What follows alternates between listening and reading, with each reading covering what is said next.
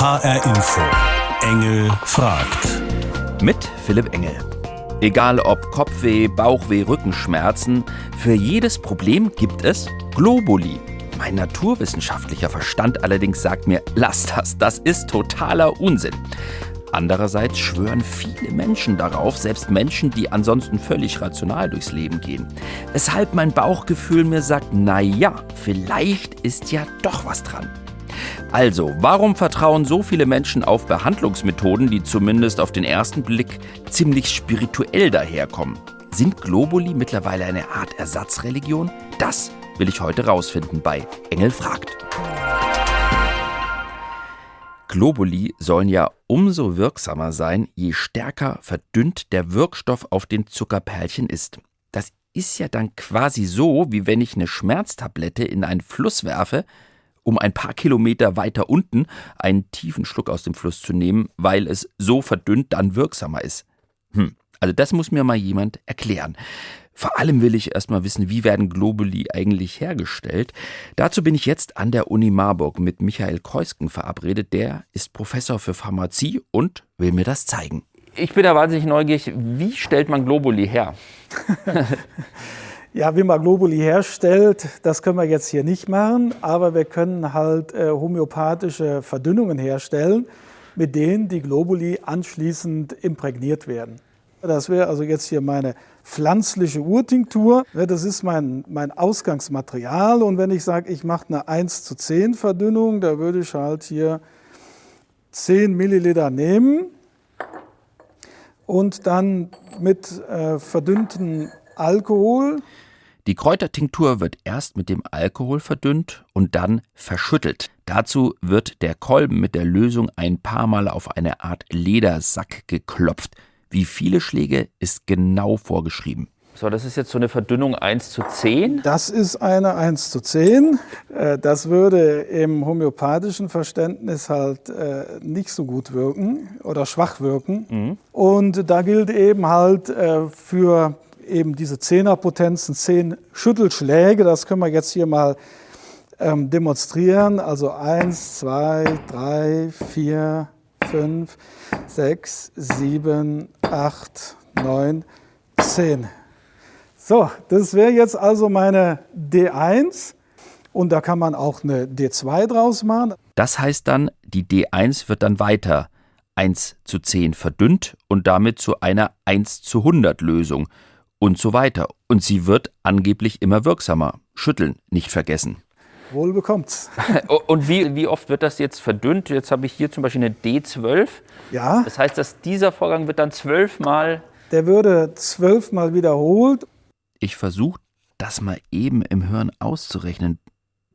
Das ist dann eine Verdünnung von 1:1 Billion. Das sind 12 Nullen. Und dann würden eben halt die bis dahin leeren Globuli damit halt besprüht, beladen. Das heißt, das meiste davon ist Zucker und das ist so ein bisschen besprüht mit einer Lösung, die so stark verdünnt ist, dass eigentlich gar nichts mehr da ist. Also stofflich gesehen ist natürlich von der Urtinktur nicht mehr allzu viel da. Also man könnte es vielleicht gerade noch nachweisen. Aber das homöopathische Prinzip beruht ja darauf, das ist eine Hypothese von Hahnemann vor über 200 Jahren aufgestellt, dass also durch dieses immerwährende Potenzieren das Materielle vom heilenden Prinzip getrennt wird. Also das ist eine Hypothese, ne? Muss man ganz klar sagen. Das heißt, das bleibt sowas wie ein Geist über das, oder? Ja, also da hat man natürlich sehr darüber spekuliert. Das heißt, es wird also in irgendeiner Weise so die Hypothese, Information aus der Urtinktur weitergegeben in die Potenzen und die Hypothese besagt, da muss natürlich, wenn es so stimmt, was nicht Materielles im Spiel sein, denn die Materie, wie man ja hier schön sieht, bleibt also schrittweise auf der Strecke. Aber jetzt nur mal so für meinen Alltagsverstand. Das ist ja wie wenn ich mir morgens einen besonders starken Kaffee machen will und ich nehme deshalb extra wenig Pulver, damit er besonders gut wirkt. Also wir können die materielle Dimension können wir hier nicht anwenden. Ich glaube, man muss dann aber auch schon dran glauben, oder? Ob es eine Glaubensfrage ist, ist natürlich schwer zu sagen. Also Sie müssen schon eine positive Grundeinstellung haben, dass Ihnen Homöopathie hilft. Und Sie müssen für diesen therapeutischen Ansatz offen sein. Aber das ist ja dann interessant, weil, sagen wir mal, schulmedizinische Medikamente, die wirken ja, ob ich dran glaube oder nicht. Also wenn ich jetzt mal ein hartes Medikament nehme, wie eine Vollnarkose, die haut mich um, ob ich dran glaube oder nicht. Ja, also das ist natürlich jetzt ein Extrembeispiel. Auf der anderen Seite, spannend wird es eigentlich bei Schmerzmitteln. Wenn ich ein ganz normales Schmerzmittel nehme und mache damit eine Untersuchung, wie wir das machen, das Schmerzmittel gegen Placebo, dann habe ich bei den Schmerzmitteln einen Placebo-Effekt von 60 bis 70%, auch wenn da kein Schmerzmittel drin ist. Und die Frage ist immer, ist Homöopathie jetzt Edelplacebo oder ist da mehr dran als Placebo? Das ist eigentlich, also jetzt für den Wissenschaftler, die spannende Frage. Nehmen Sie eigentlich Globuli? Ja, also ich nehme Globuli halt zur Immunstimulation. Sie verwirren mich so ein bisschen. Sie sind Naturwissenschaftler und nehmen Medikamente, von denen Sie wissen, dass sie molekular nicht wirken können und glauben daran. Das erschüttert jetzt mein Weltbild so ein bisschen. Ja, ist doch schön. Wenn sie mir gut tun, warum denn nicht? Also ich finde die Homöopathie schon deshalb spannend, weil da gibt es ja noch was zu erforschen. In der Tat spannend. Vor allem, dass sogar ein Naturwissenschaftler Globuli nimmt und sagt, dass sie ihm gut tun. Nichtsdestotrotz, bei der Recherche zum Thema Globuli ist mir eine Sache aufgefallen, die ich bemerkenswert fand. Normale Arzneimittel müssen unheimlich harte Studien durchlaufen, bevor sie zugelassen werden. Für Globuli gilt das nicht, obwohl sie in der Apotheke direkt daneben stehen. Warum? Sie sind winzig klein und ein echter Renner unter den Heilmitteln in den Apotheken, diese Globuli. Vom Heilpraktiker individuell zusammengestellt oder selbst ausgesucht für die Hausapotheke. Zum Beispiel Arnika, ein Mittel, das gegen stumpfe Verletzungen helfen soll. Ich bin in einer Apotheke in Frankfurt am Main. Arnika ist eines der meistverkauften Präparate hier. Läuft fast so gut wie das Schmerzmittel Paracetamol aus der Schulmedizin. Auch homöopathische Komplexmittel sind begehrt. Apotheker Andreas Hermening lehnt homöopathische Mittel eigentlich ab. Ich persönlich bin kein Verfechter der Homöopathie, bin überhaupt nicht überzeugt davon. Trotzdem, Sie haben recht, gibt es einen Markt dafür. Wir haben hier viele Kunden, die davon überzeugt sind und dem Kundenwillen beugen wir uns dann zumindest ein Stück weit. Ob schmerzlindernde Mittel oder Erkältungspräparate aus homöopathischer Herstellung, die Packungen und Fläschchen tragen oft den Begriff Arzneimittel. Das klingt nach einem zugelassenen Medikament. Und das, obwohl Medikamente in Deutschland nur dann zugelassen werden können, wenn ihre Wirksamkeit wissenschaftlich nachgewiesen werden kann. Homöopathischen Mitteln aber wird eine Sonderstellung eingeräumt, erklärt Medikamentenexperte Theodor Dingermann von der Goethe-Universität Frankfurt. Diese Präparate müssen zwar Unbedenklichkeit und Qualität nachweisen, da gibt es Kriterien dafür, aber eben nicht Wirksamkeit, weil das auch nicht geht. Was heißt das? Globuli als wirkungslose Scheinmedikamente? Im Arzneimittelgesetz, § 38 jedenfalls, heißt es, einer Zulassung bedarf es nicht. Homöopathika werden lediglich registriert.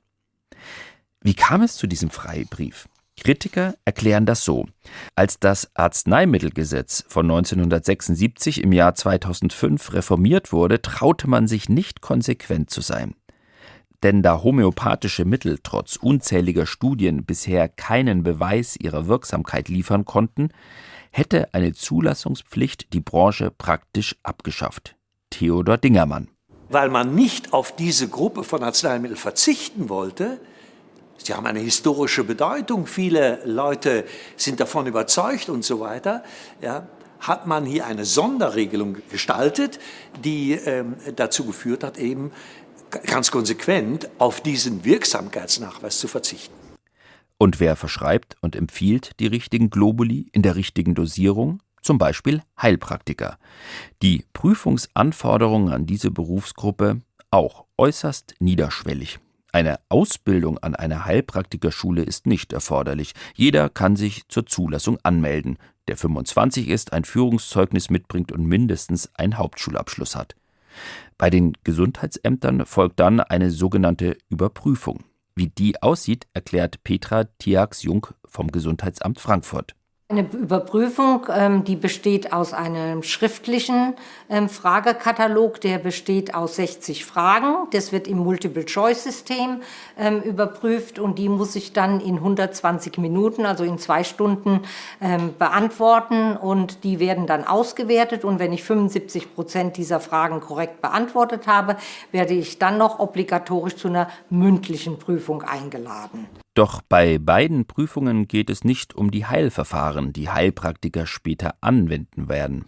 Wir wollen sicherstellen, und das ist eigentlich auch Sinn dieser Heilpraktikerüberprüfung, dass Schaden von der Volksgesundheit abgewendet wird. Das heißt, es ist nicht eine explizite Überprüfung von besonderen fachlichen Fähigkeiten, aber es wird mit dieser Überprüfung sichergestellt, dass dem Bürger, der sich hier in Deutschland befindet, kein Schaden zugefügt wird.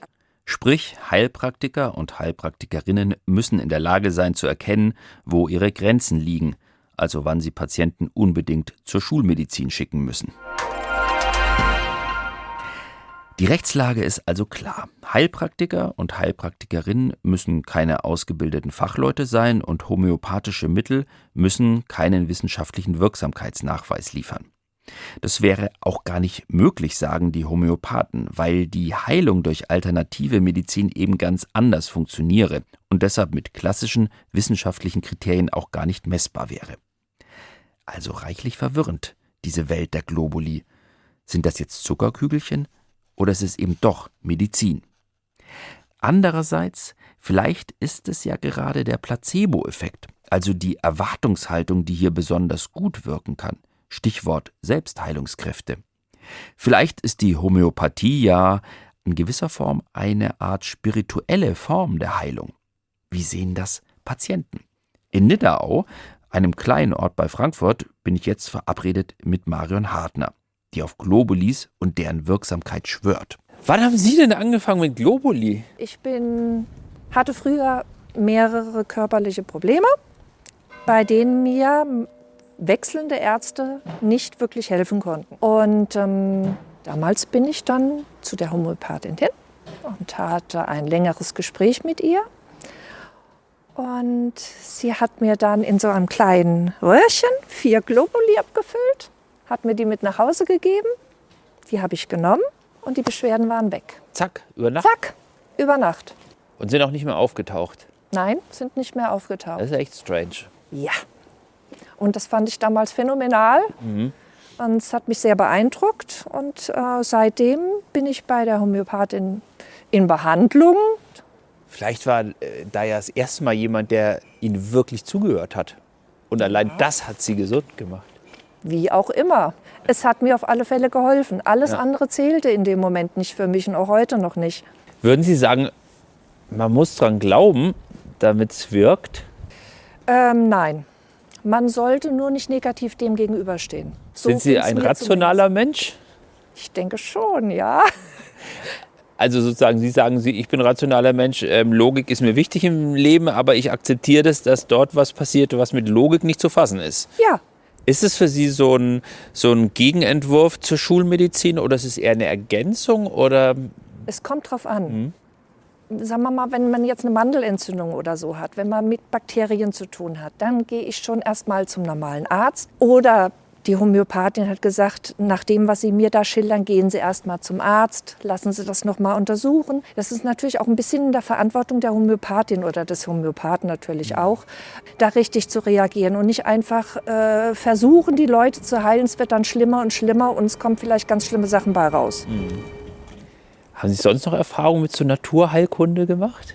Ja, das ist was ganz Witziges eigentlich. Ich hatte vor vielen Jahren ein Pferd und er hat sich dann eine Marotte angewöhnt, die sehr gefährlich war.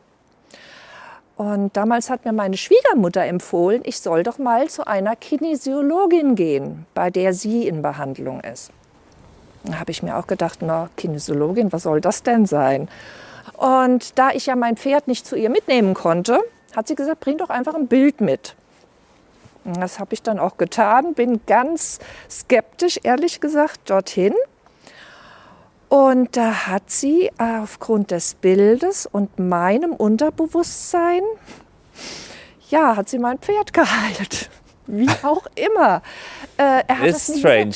Ja, das ist wirklich sehr interessant. Ja. Er hat das nie wieder getan, was er vorher getan hat. Der würde man- Und nicht nur bei mir. Ja. Ich hatte zu der Zeit eine Reitbeteiligung, bei der hat er das auch nicht mehr gemacht. Würde man normal sagen, ja, Ist witzig, ne? erzählst du mir jetzt einen vom Pferd, aber Nee, es ist tatsächlich so abgelaufen und ich begreife es heute noch nicht. okay, vielen Dank. Ich ziehe jetzt mal weiter. Ich bin noch mit einer Heilpraktikerin verabredet, die noch ganz andere Behandlungsdinge im Koffer hat. Es gibt ja noch so viel. Bin ich sehr gespannt und ich Ja. habe schon noch so ein paar Fragen. Alles Dann gut. einen schönen Tag, bleiben Sie gesund. Ja, bleiben Sie auch gesund, Alles Gute. weil gegen Corona hilft es ja, glaube ich, nicht. Gell? Weiß ich Aufpassen. nicht. Ich habe mit ihr noch nicht darüber gesprochen, ehrlich gesagt. Boah, da wäre ich ja mal vorsichtig. Tschüss. Ich will jetzt nochmal über den Tellerrand der Homöopathie hinausschauen mit der Frage, wie wichtig ist der Glaube an die Wirkung, auch bei anderen alternativen Heilverfahren. Ich bin mit Nora Laubstein verabredet, einer Heilpraktikerin für traditionelle europäische Naturheilkunde in Gelnhausen.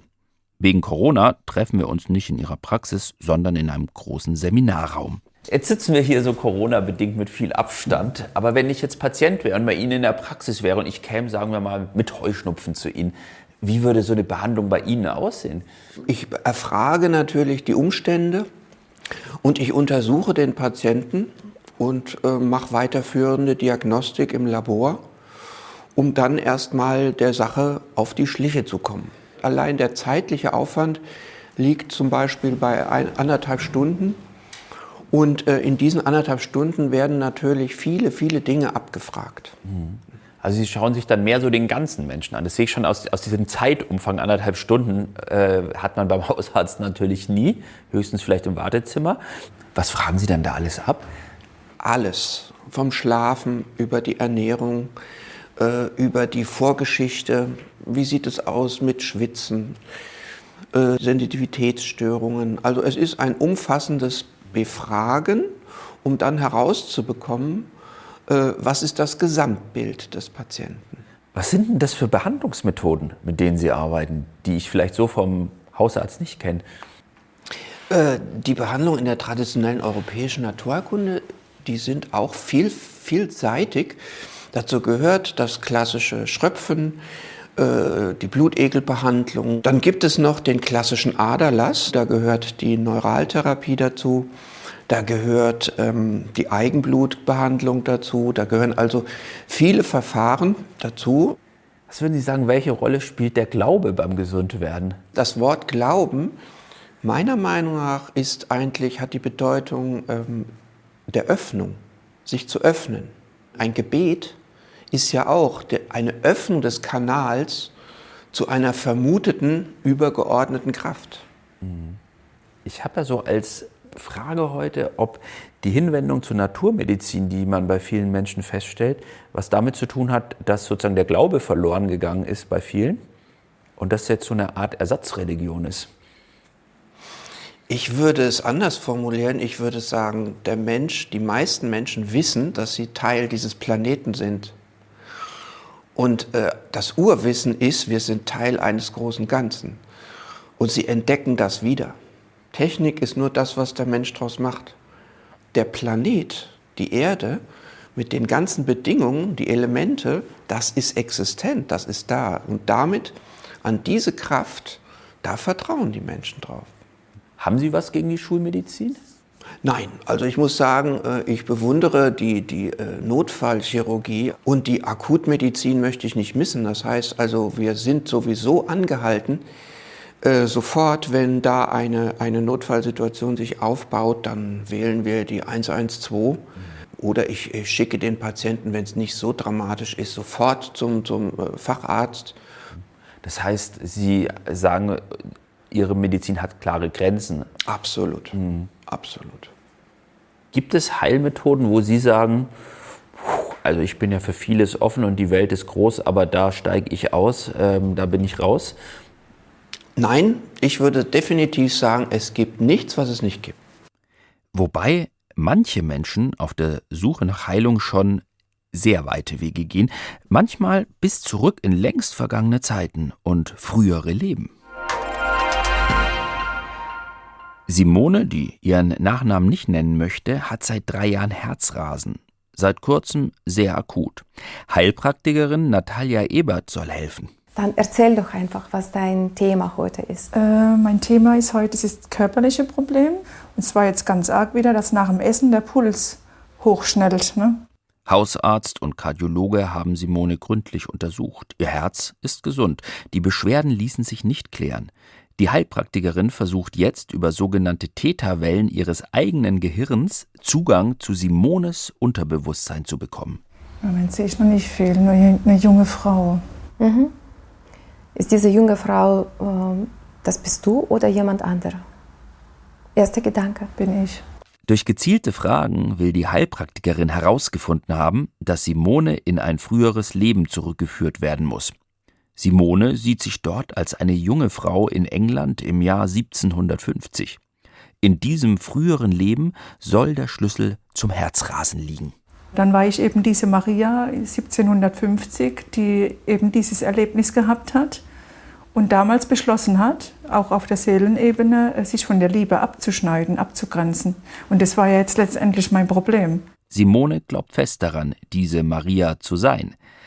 Gleichzeitig ist sie 52 Jahre alt, arbeitet als Beamtin in einer großen mitteldeutschen Stadt und leitet eine Abteilung von 10 Mitarbeiterinnen und Mitarbeitern. Simone praktiziert seit 3 Jahren das sogenannte Theta-Healing.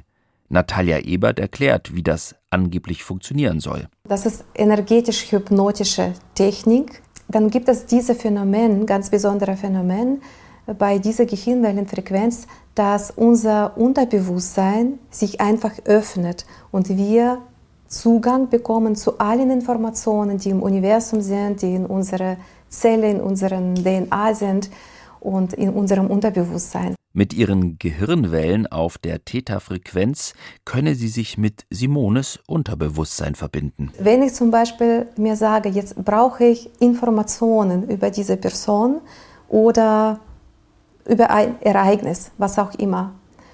Und das geschieht jetzt mittlerweile sogar automatisch, dass mein Gehirn zu dieser Theta-Frequenz wechselt und ich spüre das schon als bestimmte Energiefluss im Körper und also dieses Kribbeln an meinem Kronenchakra, also am Kopf. Die Heilerin ist fest davon überzeugt, dass sie Simones Gefühle und Erfahrungen überschreiben kann. Simone hat nichts dagegen, im Gegenteil.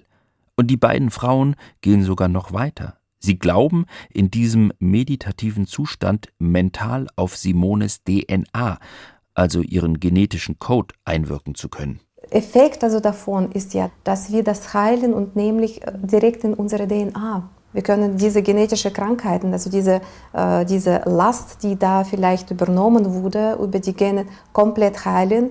Wir können durch unsere Gedanken, durch fokussierte Energie tatsächlich alles zu Abheilen bringen und auch natürlich in unsere Nachkommen dann ganz andere Informationen geben. Obwohl Simone auch konventionelle Fachärzte aufsucht, setzt sie stark auf pseudowissenschaftliche Verfahren. Wenn ich nicht geheilt werde, dann suche ich mir eine Alternative. Und ich bin überzeugt, dass hinter jedem körperlichen Problem einfach in der Emotion oder in der Seele ein Problem liegt. Klar gehe ich auch zum Arzt, wenn ich zum Beispiel eine Angina habe, eine eitrige, dann hole ich mir Antibiotika. Es ist nicht so, dass ich nicht zum Arzt gehe. Dass nicht alles rational nachvollziehbar ist, stört sie nicht. Sie glaubt auch an andere Dimensionen. Puh, also ich weiß nicht, ob das auch was für mich wäre. Auf der anderen Seite, Psychologen arbeiten ja auch mit Traumbildern und machen Menschen so wieder gesund. Und vielleicht hilft uns doch Spiritualität und Fantasie beim Gesundwerden. Wirken also alternative Heilverfahren ähnlich wie eine, sagen wir mal, Psychotherapie oder doch eher wie ein spiritueller Religionsersatz? Das will ich von Professor Michael Utsch wissen. Er ist Psychologe und Theologe und forscht zur Rolle der Spiritualität in der Medizin. Wie wichtig, würden Sie sagen, ist Spiritualität oder Hoffnung oder jedenfalls all das jenseits der Biochemie beim Gesundwerden? Wir wissen auf jeden Fall aus Studien von schwerkranken Menschen, dass der Glaube, die Hoffnung, die positive Erwartung einen wesentlichen Anteil hat. Es gibt sowas wie die Psychoneuroimmunologie, die also den Einfluss von Gefühlen und Gedanken auf den Körperstoffwechsel erforscht. Und das ist wirklich erstaunlich, was wir durch unsere seelische Einstellung und Haltung an Veränderungen, an Verbesserungen in rein biologischen körperlichen Vorgängen erzielen können. Was glauben Sie, warum wirkt eigentlich Homöopathie? Ist das so ein Placebo-Effekt? Ich kann nicht erklären genau, was da funktioniert und wie das in Gang gebracht wird. Aber wenn die Beziehung stimmt, dann schafft es diejenige Person, meine Selbstheilungskräfte zu wecken. Ich gehe heute der Frage nach, ob Globuli und Co. vielleicht so eine Art Ersatzreligion sind. Also sind die Menschen, die früher vielleicht zum Pfarrer gegangen sind oder in die Kirche gegangen sind und dort eine Kerze angezündet haben oder gebetet haben, diejenigen, die heute in einer säkularisierten Welt zum Homöopathen gehen? Es ist richtig, dass viele von den christlichen Wurzeln enttäuscht sind und trotzdem eine starke Sehnsucht nach Verbundenheit haben. Spiritualität kann man ja vielleicht allgemein mit Verbundenheit bezeichnen. Da kann natürlich Alternativmedizin auch so ein Zugang sein und ein Tor öffnen, was man in der herkömmlichen Kirche so nicht mehr findet. Wenn Sie krank sind, gehen Sie eigentlich zum Alternativmediziner oder zum Schulmediziner? Ich gehe erstmal zum Schulmediziner. Ich möchte dann gerne verstehen und wissen, was gibt es da eine Diagnose, gibt es da einen Befund. Aber bei manchen Erkrankungen ziehe ich dann auch gerne alternative Sichtweisen in Betracht und schaue mal, was die Naturheilkunde zu bieten hat. Das kommt ganz drauf an. Globuli und Co., eine Lifestyle-Religion, das war heute meine zugegeben etwas provokante Frage. Ich glaube, Religion insofern, als die spirituelle Ader bei der Alternativmedizin natürlich besser bedient wird als bei der Schulmedizin. Und ich glaube, das habe ich heute schon verstanden, dass zum Gesundwerden nicht nur Biochemie gehört, sondern dass unsere Seele da auch mitspielen muss. Ob die Seele allerdings besser beim Heilpraktiker aufgehoben ist oder beim Schulmediziner, das freilich muss jeder für sich selbst entscheiden. Das war Engel fragt, heute zu der Frage Globuli und Co., eine Lifestyle-Religion. Diese Sendung können Sie auch hören unter hrinforadio.de oder in der ARD-Audiothek-App und die Fernsehsendung zum Thema können Sie sich auch noch anschauen in der ARD-Mediathek.